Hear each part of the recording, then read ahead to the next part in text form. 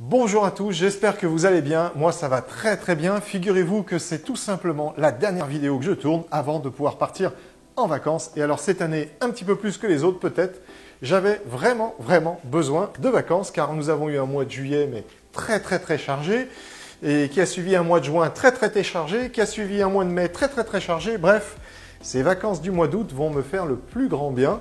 Eh bien, figurez-vous que je termine en beauté à vous présenter un onduleur, devinez quoi, quand on aime, on ne compte pas, un onduleur Eaton, un de plus, vous allez me dire, eh ben oui, mais il y en a un qu'on ne vous avait pas présenté, c'est l'onduleur Eaton, le 5PX, et c'est pas n'importe lequel de 5PX, c'est le 2200 VA, ou le 2200 watts peut-être, on pourrait peut-être dire la même chose parce que tout simplement, dans la nouvelle génération, la Gen 2, eh bien, Watt égale VA, on a un facteur de 1 pour 1. Donc une très bonne gestion électrique, eh bien c'est tout simplement l'onduleur que je vais tenter, je dis bien, de vous ouvrir juste après le jingle.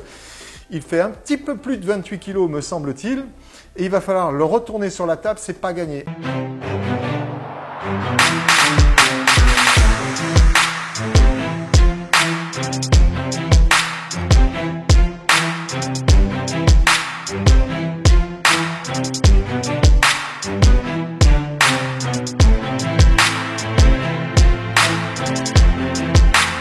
Voilà, alors comme je vous le disais, on va essayer de le déballer sur cette table. Extraction de cet onduleur 2200 5PX Gen 2 avec ses 28 kg. Sans plus attendre, j'ai coupé le scotch et là on se retrouve avec l'onduleur très bien protégé. Je peux vous dire qu'il risque rien de lui arriver durant le transport. On a de ce côté-ci, eh bien tout simplement un joli petit manuel de câblage et les instructions, les informations de sécurité comme à l'habitude sur ce type d'équipement. Ça peut être intéressant de le lire, sauf à ce que vous ayez la bonne idée de passer par Carpe Diem IT, tout simplement pour qu'on vienne équiper votre baie serveur, votre salle serveur, votre data center, pourquoi pas, d'un joli onduleur et surtout très efficace, le 5PX Gen 2 de chez Eaton. Vous avez, comme dans la plupart des onduleurs de ce type-là, chez Eaton, un petit kit qui vous est fourni avec, eh bien, on va dire, deux petits pieds qui lui serviraient de support si toutefois vous décidiez, eh bien, tout simplement de le mettre au format tour. C'est un onduleur qui est quand même prévu pour aller dans un rack. Alors, dans ce cas-là, on n'a pas besoin de ces petites pièces-là. Mais vu qu'Eaton, eh bien, pense à vous, il se dit, on ne sait jamais, peut-être qu'on aura un client qui va mettre ça dans son bureau. C'est un onduleur qui est plutôt dédié à une baie serveur. Toutefois, vous pouvez souhaiter l'avoir dans un bureau où vous auriez pas mal d'informatique. Il fait 40 décibels à 1 mètre. Alors vous savez, les 40 décibels, après il faut avoir le bon outil de mesure, un bon sonomètre pour arriver à prendre cette mesure-là. Voilà. Je ne vais pas prendre la mesure du bruit de cet onduleur. On l'a déjà fait dans 2 autres vidéos. Pour celui-ci, faites-moi confiance, il fait un peu de bruit. C'est mieux dans une baie. Voilà, tout simplement. Alors, on a le sac des câbles avec également les petits capots anti-extraction, extraction malheureuse et non souhaitée des câbles. Alors j'y reviens. Pour l'instant, on a ce joli petit câble USB qui sert tout simplement à piloter, on va dire, cet onduleur à travers un serveur.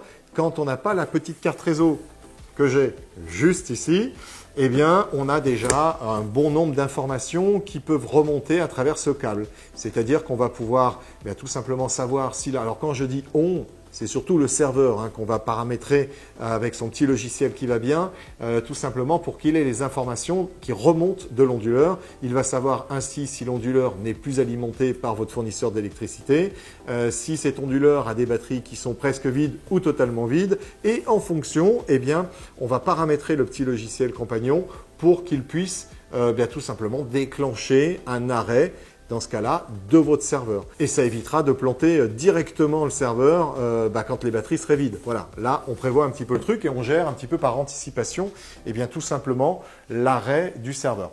Le petit câble USB qui est toujours à connecter. Voilà, quoi qu'il en soit, carte réseau ou pas, c'est toujours bien de le mettre. Vous avez ici un petit câble série qui nous permet de piloter tout simplement l'onduleur, mais pour d'autres types d'applications ou pour un serveur qui n'aurait pas de port USB. Mais j'avoue qu'aujourd'hui, ce type de câble ne sert, à mon sens, plus à grand-chose. Si vous vous en servez encore, mettez-moi un petit commentaire et vous me direz dans quel cas de figure. Là, vous avez les deux câbles qui sont fournis pour tout simplement pouvoir brancher, par exemple, votre serveur. Nous, c'est souvent comme ça que ces câbles vont être utilisés. Et puis, eh bien, vous avez ensuite le câble d'alimentation. Dans cet onduleur, vous avez vraiment son câble d'alimentation qui est fourni, tout simplement parce que, alors là, vous allez le voir, il a une prise d'alimentation qui est une C20, qui est un petit peu spécifique à cet onduleur. Donc là, forcément, ils vous fournissent le câble. Ce n'est pas tous les onduleurs qui ont besoin d'une prise spécifique ou d'un connecteur spécifique. Et dans ce cas-là, on se sert d'une prise que vous avez sur un de vos serveurs, par exemple. Là, le câble d'alimentation est fourni. Et puis, vous avez eh bien, ces petites pièces en plastique, je vous les montre juste ici, qui permettent tout simplement d'éviter un arrachement intempestif des câbles qui seraient donc connectés à l'arrière de l'onduleur. Ces câbles servant par exemple à, donc encore une fois, alimenter votre serveur, alimenter un switch, un firewall ou je ne sais quoi. Eh bien, il ne faudrait pas que ce câble soit arraché par inadvertance. Dans ce cas-là, on fixe à l'arrière de l'onduleur ces deux petites pièces en plastique qui viennent bloquer les câbles, éviter un arrachement. Et puis enfin, nous avons un petit peu de visserie et puis on a aussi ces petites pièces en ferraille. Eh bien, c'est le même usage, mais c'est pour éviter l'arrachement du câble d'alimentation, cette fois-ci de l'onduleur. On vient clipper cela dans la prise et ça évite un arrachement non souhaité. Et là, on va passer au moment un petit peu difficile, c'est-à-dire on va tout simplement extraire l'onduleur de son emballage. On va pour cela retirer les petits polystyrènes. C'était l'opération sans doute la plus simple. On va passer sans doute après une opération un peu plus compliquée. Alors, il est dit sur le carton, ceci dit, qu'il faut être deux pour retirer l'onduleur et puis, on va dire, bouger l'onduleur d'un côté ou d'un autre. C'est vachement recommandé quand même. Là, c'est juste pour la vidéo. Vous n'êtes pas obligé de faire comme moi, d'autant plus qu'on ne sait pas si on va y arriver. On verra bien. Je peux vous dire que déjà, on sent bien le poids. Alors, vous ne me voyez plus là. Peut-être qu'ici, vous allez mieux me voir. On sent bien le poids. Je peux vous dire que les 28 kg sont bien là. Et je peux vous dire qu'il est très très lourd. Objectivement, il est très très lourd. Alors, on va plutôt faire comme ceci. Nous y sommes arrivés, mais ce n'était pas simple. Avant de vous retirer ce carton, je vais aller chercher le système de rail. Je vous retire le carton. On se retrouve dans 5 secondes. Alors, me revoilà avec l'onduleur. On va tirer un petit peu l'onduleur. J'espère que la caméra sur ma gauche vous permettra de voir ce que je veux vous montrer. Ce que je veux vous montrer, c'est tout simplement le nouvel afficheur que vous avez donc dans le 5PX Gen 2 parce qu'il y a quelques caractéristiques qui changent. Néanmoins, déjà, il y a facteur 1 pour 1, donc une meilleure optimisation de la consommation électrique et de la restitution finalement que vous aurez au niveau de l'autonomie. Ça va un petit peu de pair. Mais vous avez aussi un nouvel écran qui va être en capacité de vous donner beaucoup plus d'informations, notamment la consommation des groupes de prises que vous avez à l'arrière. Et bref, vous avez plus d'informations accessibles sans la carte d'administration ou sans avoir le besoin de vous connecter sur un serveur, sur un site web qui permet de superviser l'onduleur. Déjà, vous avez pas mal d'informations sur cet écran. Donc dans la Gen 2, deux grosses nouveautés. Le facteur de consommation, Watt égale VA, donc 1 pour 1, alors que le précédent était à 0,9. Donc le petit 0,1, ça a l'air de rien, comme ça, ça veut tout simplement dire que vous avez plus d'autonomie à l'arrivée.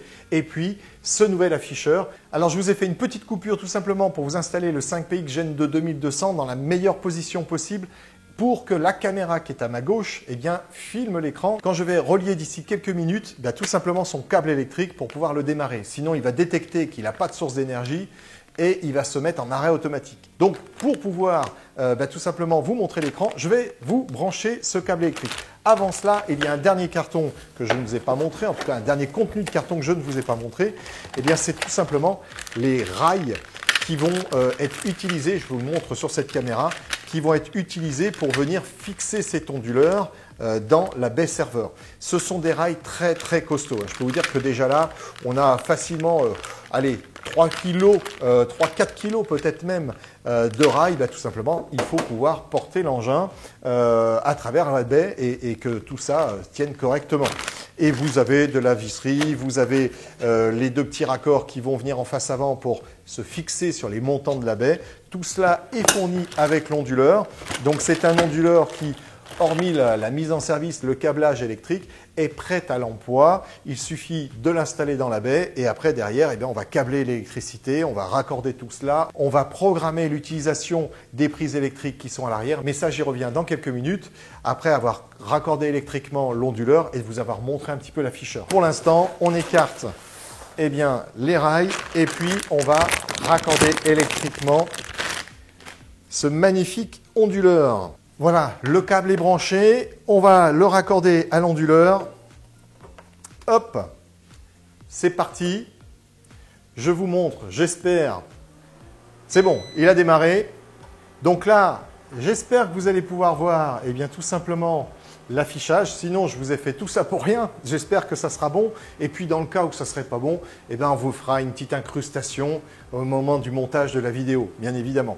Alors, toujours est-il que là, il va nous demander eh bien, la langue dans laquelle on souhaite utiliser les informations qui nous sont affichées.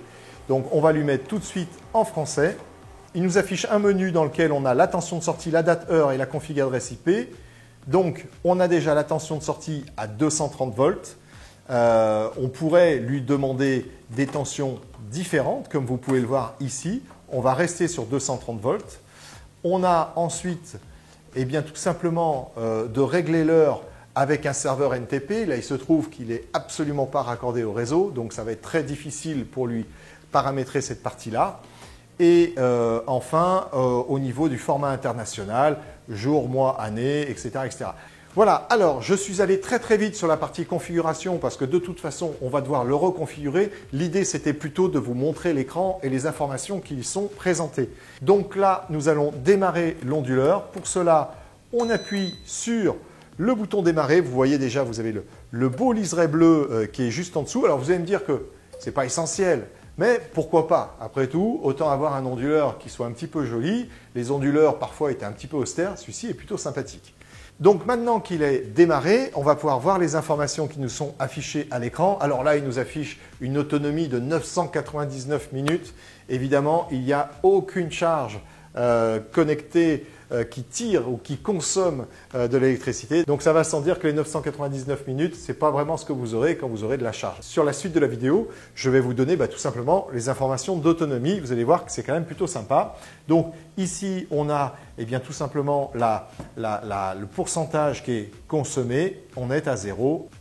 Voilà, alors maintenant, ce que je vous propose, c'est que je vais rapidement passer devant les différents items du menu, mais on ne va pas rentrer à l'intérieur parce que sinon cette vidéo va durer 2h30 et là, ça va être beaucoup trop long.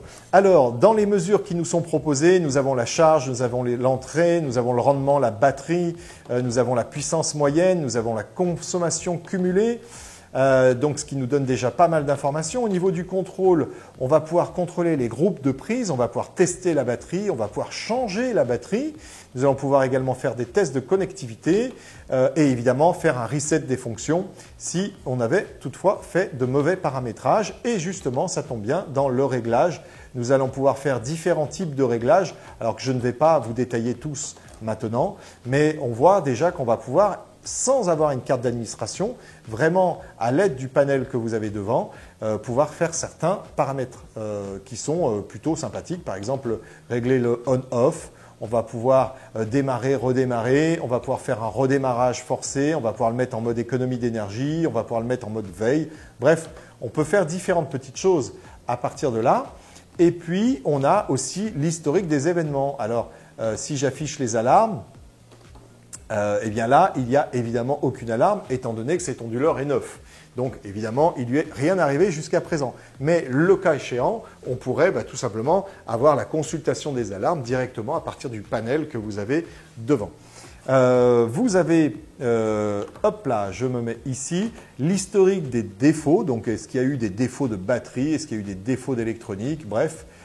Qu'est-ce qui lui est arrivé dans le passé et enfin l'identification. On a le type modèle. Alors si je rentre dedans, eh bien, nous voyons que le type c'est un Eaton 5PX et bien évidemment le modèle c'est le 2200i parce qu'il est connectable à Internet et il est manageable à distance. Et puis nous avons RT2U, c'est-à-dire qu'il est en 2U de Gen 2, c'est la deuxième génération du 5PX. Voilà. Alors, C'en est tout pour le petit panel, mais comme vous pouvez le voir, il est quand même plutôt sympa par rapport au Gen 1, on va dire, du 5PX. Maintenant, eh bien, je vais vous le retourner dans la prochaine séquence pour qu'on puisse voir ensemble les prises que vous avez à l'arrière. Pour cela, petite coupure et on se retrouve une fois que le onduleur est retourné.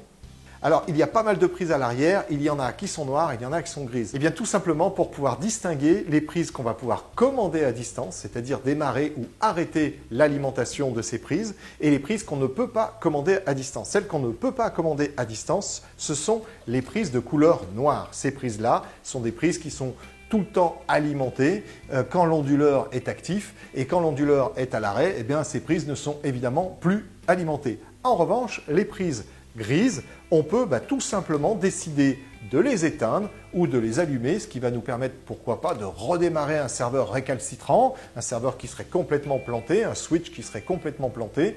On va pouvoir le redémarrer ainsi, c'est-à-dire qu'on va le raccorder électriquement sur une des prises grises et à travers le logiciel ou à travers le panel, on va pouvoir dire j'arrête les prises du groupe 1 ou j'arrête les prises du groupe 2. Et ce qui m'amène à vous parler du groupe 1 et du groupe 2. On a tout simplement le groupe 1 qui est ici, sur ces trois prises. Je reviens un petit peu plus tard sur cette prise-là. Et on a le groupe 2 qui est là. Donc on va pouvoir arrêter ou démarrer les prises du groupe 2, arrêter ou démarrer les prises du groupe 1. Alors, comme je vous le disais, je reviens sur cette prise-là. Elle est très différente des autres. Là, vous avez des prises qui sont des prises C13 et ici, vous avez une prise C19. Alors, vous avez une prise C19 commandable et une prise C19 non commandable, comme vous avez des prises donc C13 non commandables juste en haut. Alors, ces prises-là, on va pouvoir tirer 10 ampères. Alors, 10 ampères, je vous rappelle que cet onduleur fait 2200, 2200 watts UVA, c'est la même chose. Donc, il ne pourra pas aller au-delà de ces 10 ampères. 2200 volts, 10 ampères, 2200 watts. Donc, vous ne pourrez pas aller au-delà. Mais c'est prévu pour, c'est-à-dire que c'est un 2200 VA. Et nous avons ces prises-là qui sont des prises C19. Ces C19 ont une charge admissible jusqu'à 16 ampères. Néanmoins, voilà, on a toujours un 2200 watts, on va dire, au niveau de l'onduleur. Et alors, ce que je peux vous ajouter comme détail sur ces prises commandées, c'est que vous allez pouvoir mesurer la consommation groupe par groupe de ces prises. Donc ça peut être plutôt sympa parce que notamment sur la prise que vous avez donc ici en C19, c'est typiquement fait pour brancher des bandeaux de PDU. Vous savez, c'est des grands bandeaux comme ça remplis de prises C13 ou ça peut être peut-être aussi avec des C19. Il y a peut-être des modèles avec des C19, mais en tout cas, généralement, c'est des prises C13 et qu'on va fixer dans votre baie pour tout simplement avoir une prise à proximité de l'équipement à raccorder électriquement. Voilà. Et bien là, vous allez pouvoir, avec ces bandeaux aussi, mesurer prise par prise généralement la consommation de chacune de ces prises. Et puis au niveau de l'onduleur, vous allez pouvoir mesurer finalement la consommation globale qu'on a à l'arrière de la C19. Vous avez enfin un connecteur EBM que vous avez juste ici qui va nous permettre de raccorder des batteries externes. Ça, c'est un point sur lequel je reviens d'ici quelques minutes à la fin de cette vidéo parce qu'on va parler autonomie et évidemment, c'est très dépendant du nombre de batteries qu'on va avoir à l'extérieur de raccorder finalement sur ce connecteur EBM. Et puis ici, vous avez l'emplacement de la carte réseau. Alors la carte réseau que j'ai dans la boîte, mais on vous l'a déjà montré un certain nombre de fois. Alors je ne vais pas m'attarder sur la carte réseau. Sachez qu'elle va venir se loger ici. Vous avez l'emplacement du câble USB. Vous avez l'emplacement du câble RS232. Vous avez un système pour détecter justement et communiquer avec les batteries. Vous avez ici un système qui va nous permettre de gérer un shutdown via un bouton externe ou de pouvoir le commander à distance, l'arrêt un peu d'urgence de l'onduleur. Et puis, vous avez sur cette partie-là, la partie qui va nous permettre de raccorder des équipements intelligents, type de sonde, de contact, pour savoir si la porte de la baie est ouverte, par exemple, ou si la température à l'intérieur est trop chaude. Vous allez pouvoir raccorder ce type d'équipement via ce connecteur de sortie relais. Et puis, vous avez le ventilateur, celui qui fait un petit peu de bruit, 40 décibels. Et vous avez enfin l'arrivée électrique qu'on a raccordée tout à l'heure en début presque de cette vidéo. Voilà. Alors là, je vous ai fait voir quand même pas mal de choses au niveau de cet onduleur. Alors, il y aurait sans doute encore d'autres choses à dire techniquement parlant, mais là, il faudrait des vidéos qui durent beaucoup plus longtemps. Alors, moi, pour finir cette vidéo, ce que je vous propose, c'est qu'on aborde la partie autonomie. Je vous ai déjà donné, on va dire, les détails au niveau du nouvel affichage LCD. Je vous ai indiqué justement le nouveau facteur de 1 pour 1, à l'inverse de la version 1, on va dire de génération 1 du 5PX, qui était du 0,9, donc on est passé de 0,9 à 1. Je vais maintenant donc vous passer un petit peu en revue, on va dire, les différentes autonomies que vous allez pouvoir avoir avec cet onduleur, qui est de base un 2200 VA, livré avec ses 6 batteries, qui va vous permettre d'avoir une certaine autonomie en fonction justement de la charge que vous allez tirer dessus. Alors, ce 2200 existe au format 2U ou au format 3U, ça va dépendre un petit peu tout simplement de ce que vous souhaitez. Dans cette form factor, on va dire, c'est là où vous avez le meilleur rendement, on va dire, d'occupation au niveau de votre baie et de rendement en termes d'autonomie. Vous avez donc une petite fiche que vous pourrez retrouver, d'ailleurs on vous le mettra, si on y pense, dans le descriptif de la vidéo, le lien vers la petite fiche qui vous permettra d'aller approfondir toutes ces autonomies que je vais évoquer maintenant avec vous. Alors pour cela, je vais prendre la petite fiche qui est le recueil en quelque sorte de toutes ces différentes autonomies selon la charge que vous tirez sur cet onduleur. Je n'ai pas la prétention de les connaître toutes par cœur. Alors, si vous tirez par exemple 1200 watts de cet onduleur, si vous l'avez seul, c'est-à-dire onduleur sans batterie externe, vous avez dans ce cas une autonomie qui va être de 9 minutes. Vous avez 9 minutes d'autonomie à 1200 watts tirés, ce qui est quand même assez énorme. Je vous rappelle, il fait 2200, donc là vous le chargez à quand même à un certain niveau, vous avez 9 minutes d'autonomie. Alors, si on va sur une charge un tout petit peu moindre qui est de 800 watts, là, vous repassez à 16 minutes d'autonomie. Donc, 16 minutes d'autonomie, ça vous laisse le temps, on va dire, d'arrêter proprement vos serveurs. Sachez d'ailleurs qu'à ce sujet-là, il a toutes les certifications au niveau VMware ou Hyper-V qui va nous permettre tout simplement d'arrêter les serveurs virtuels très proprement parce qu'il y a une communication qui va se faire avec l'hyperviseur de ces machines virtuelles. Alors, je vais vous donner une dernière autonomie de cet onduleur 2200 watts sans batterie additionnelle. On ne va pas toutes les faire parce que là, il y en a quand même pas mal. Mais voilà, pour finir, sans les batteries additionnelles, si vous tirez 500 watts au niveau de cet onduleur, vous avez 28 minutes d'autonomie. 28 minutes d'autonomie, c'est quand même très très confortable pour avoir le temps d'arrêter tout le matériel qui est raccordé, que ce soit des machines virtuelles, des machines physiques, de l'équipement divers qui serait à l'intérieur de votre baie serveur. Ça laisse quand même de quoi voir venir. Je vous rappelle toutefois que ce n'est pas fait pour travailler dessus pendant 28 minutes. L'idée d'un onduleur, c'est évidemment de vous protéger de tous les défauts électriques. D'ailleurs, je ne crois pas vous l'avoir dit depuis le début de cette vidéo, c'est un onduleur de technologie Line Interactive. Ce n'est pas un online double conversion. Donc, on va dire qu'il n'a pas le niveau maximum des corrections des défauts électriques, mais là, on va dire 90% de ce dont vous avez besoin quand vous n'avez pas d'industrie très lourde à côté de vous, mais vous avez déjà un très très bon niveau de correction des différents défauts électriques qui vous seraient malheureusement apporté par votre fournisseur d'électricité. Alors, je vous le redis, un onduleur, de toute façon, ce n'est pas fait pour travailler en mode batterie. C'est là pour vous permettre d'avoir ces corrections de défauts électriques et puis avoir le temps d'éteindre tout simplement le matériel qui est raccordé dessus. Maintenant, c'est vrai que si on part sur l'onduleur avec des batteries externes de raccorder, sachez que vous en avez jusqu'à 4 batteries externes qui peuvent être chaînées à cet onduleur. Là, vous avez des autonomies qui sont démoniaques. Et peut-être que là, on peut revenir un petit peu sur l'argument, est-ce qu'on peut travailler dessus ou pas en cas de grosse coupure électrique? Je vous avoue que quand on voit les autonomies annoncées, on peut se dire que là, effectivement, on peut peut-être travailler un peu dessus un moment. Parce que je reprends les 500 watts consommés. Vous avez dans ce cas-là toutes les batteries raccordées dessus. Et nous sommes là avec 551 minutes d'autonomie. Bon, je comprendrais que vous ayez envie de travailler un petit peu dessus en cas de coupure électrique. Ça serait quand même dommage d'avoir 551 minutes d'autonomie et puis de ne pas travailler dessus. Bon, bien évidemment, les logiques ont une limite. Là, on peut se dire qu'on peut travailler dessus un moment quand même. Après, voilà, il faut aussi avoir toute la chaîne de protéger, c'est-à-dire jusqu'à vos stations de travail, vos postes, etc. Voilà, qu'entre les deux, tout soit ondulé et bien protégé.